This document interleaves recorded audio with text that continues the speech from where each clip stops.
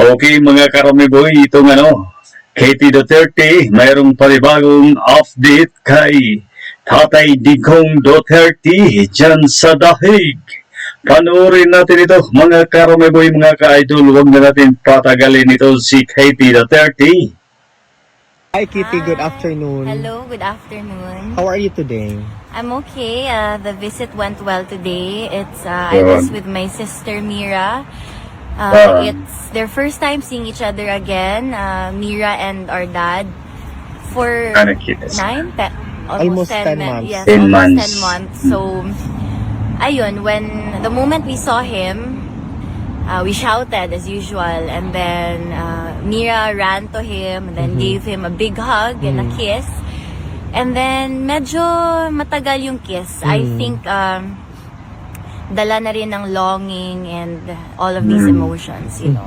She's a smart girl, so although she does not Bata pa yun, smart. understand everything, she has a concept of, what's happening. Kit, is it possible for you to share to us what was the first reaction of the former presidents in Mira for the first time? He had a different smile and a different kind of look in his eyes when he saw Mira. He's been looking for her for the longest time. We all know that. Every time he calls or every visit, he looks for her. He looks for her and asks about her. When is she visiting? When is she coming? And then we always have to tell him, she has school. Of course, we don't want everything that's happening to affect her life as well. I myself, I'm protecting her as best I can, and I'm making certain that life goes on for her. Kitty, is it possible for you also to share how did the former president celebrated his birth, the His Christmas Christmas. season? Yes, his Christmas. Well, he is a very social person depending on the crowd. So if he doesn't feel the crowd, he prefers to be alone.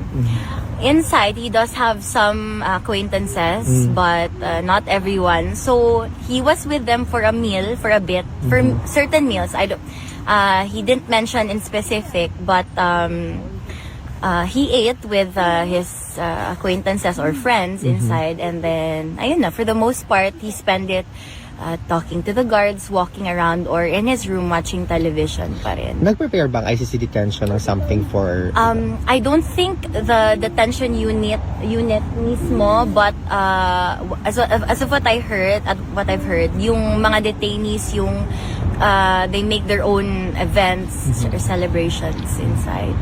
Kit, how does it feel like to celebrate Christmas like this with your father, celebrating it separately, but eventually seeing them after the Christmas season? It's hard, but well, in life, we have to learn to adjust and adapt to whatever situation or whatever cards we're dealt with. So that's just what I'm doing right now. And how about your Christmas, Kitty? How did you celebrate your Christmas here in the Netherlands? My Christmas was okay. Saan ba ako nung Christmas? I was with a few friends, pero umuwi din ako. I'm not the biggest extrovert, so I'm not the biggest fan of crowds. So, what do you call this? Parang midnight and the Christmas day mismo, I spent it alone. Well, I like it actually. So yeah, I still enjoy it nonetheless. Is it also safe to assume that you're also going to celebrate New Year here in the Netherlands? Like I mentioned before, we don't have visits on the day mismo. So maybe in the Netherlands, yes, but not here with him. But the former president is also aware that he will be Yes, celebrating the New Year. Is there something specific that he wants to relate to the Filipino people now that it's already after Christmas season and then for the Yes. New Year time? I'm trying to remember New his Year's time. message. Pero I told him something. I told him a quote. There was I think it was by, just to uplift him and strengthen his spirit. I said, it's a quote from Virgil, the Roman poet. I said, "The gates of hell are open night and day. Smooth the descent, easy is the way. But to come back and view the cheerful skies, in this the task and mighty labor lies." So, TRRD is very poetic as well. So he understood it straight away. And then he said, don't worry about me, it's okay. He said, that this is the price I have to pay because I saved, my country and the youth.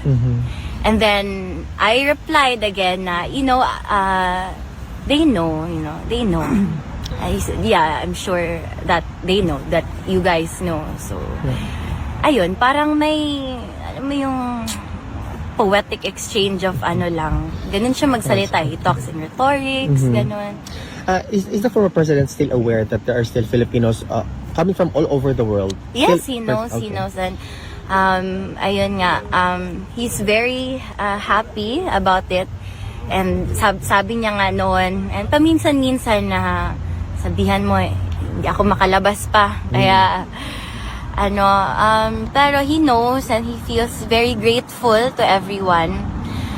And like he always says, for his family and for the Filipino people, love to all. Love to all. Are there questions from the crowd that you want to ask? Uy, salamat di ay sa kuan. Okay. Ay, Bisaya man. Bisaya. Lagi. But on behalf of the Filipino community from all over the world, we would like to convey our Merry Christmas and a Happy New Year to the Duterte family in Thank you. general. Merry Christmas and Happy New Year to all. Thank you. Ano yung Christmas Do and you Happy have- Holidays. Happy holidays. Do you have a New Year's resolution perhaps that you want to share to everyone? New Year's resolution. Unsa pa man, gwapa na ko, namayat na ko. Correct. Na nasa imutan. New Year's resolution. Sa ba akong resolution? Probably something to think about for tomorrow. Siguro. Okay. Wala pa ko kakuan. Wala, siguro kuan na lang. Ba akong New Year's resolution. I-maintain na lang niya akong lawas, hindi na ako magpatambok. Thank you, Kate. So, ano Buhay lang. ka. Thank you.